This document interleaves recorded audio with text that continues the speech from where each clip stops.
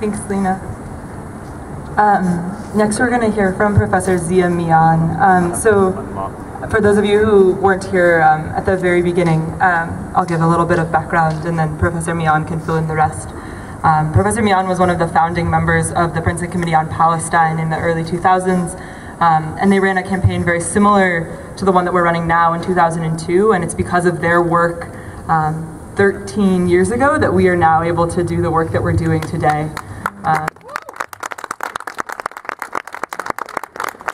And I think Professor Mian will probably touch on this, but he has been really instrumental and inspiring for us in the Divestment Coalition in trying to keep the long view in mind, right?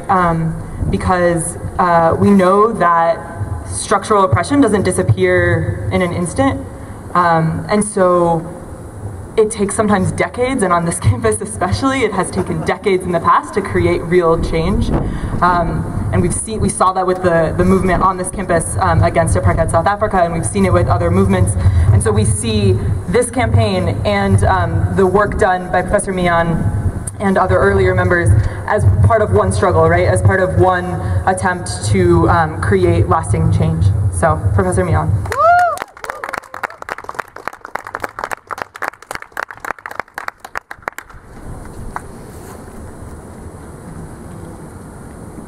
Thank you, Katie.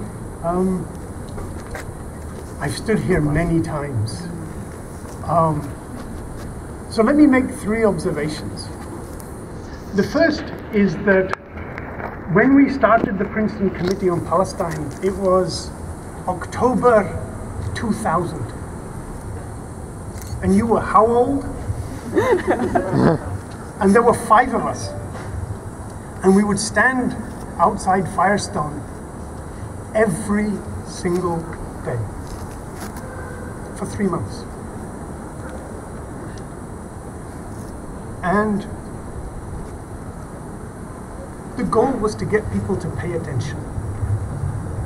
And so the first thing is that in a place like this, on an issue like this, getting people to pay attention is a huge struggle in and of itself. We succeeded to the extent that a couple of years later, as Katie mentioned, there was enough interest among people who were paying attention and had figured out what was going on in Palestine, Israel, to say that, what are we going to do about it now that we know? And so knowing brings you the certain responsibility, so then what are you going to do with what you know? And this is a place where it is all about knowing and doing. And so once people realized that they have a responsibility about what they had found out, we had the first divestment effort. And it was a very interesting exercise in political organizing and mobilizing. And you can read about it if you want. We wrote about it to just kind of make it clear as to how politics and what students want and others want other things, and what the university does, how they actually play out on this issue over time. And the answers that we got from the university in 2002 are the same ones that the divestment folks are getting today. Because the people who are making those policies are actually some of the same policies. So in the same way that I'm still here talking about this, they are still there trying to make sure that change doesn't take place. And so it's a very long, slow, difficult effort, because these positions about resisting change are central to how a place like this actually works. So let me give you one example about this to make my point. If you just all look around, look at each other just for a second, and pay attention to who you see standing around you, right? If you think about it, this university was built by people who owned slaves. John Witherspoon, the first president of Princeton, was a slave owner.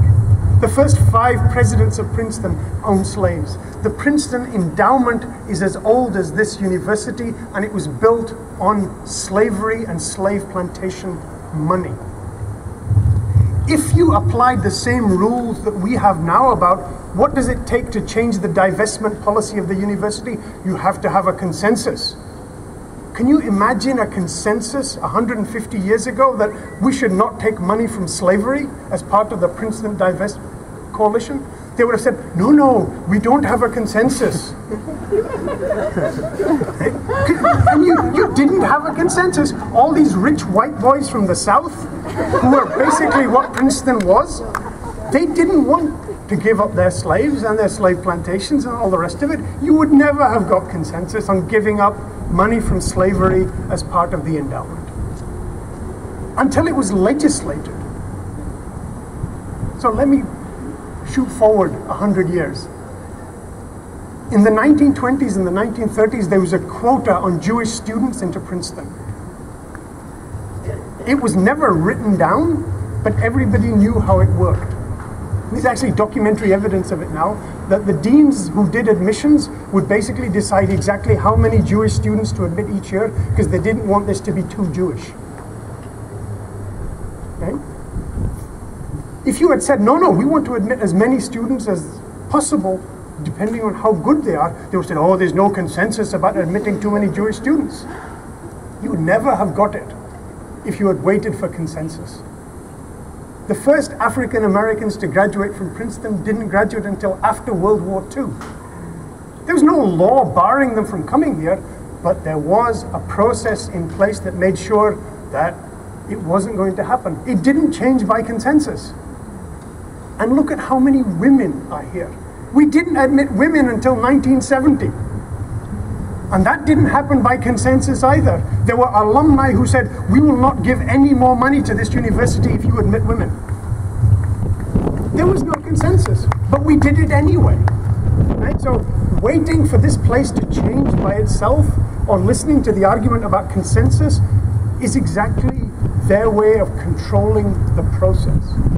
And we should have no respect for this argument, because everything this university is today that these people now take pride in, its diversity and its multinationalism and the fact that we have so many smart women, this is exactly what the predecessors of the place would have prevented and tried to prevent for years. So change is possible at Princeton, but not through consensus. It comes through challenge and a willingness to take uncomfortable and difficult positions, including with your fellow students, never mind the university authorities.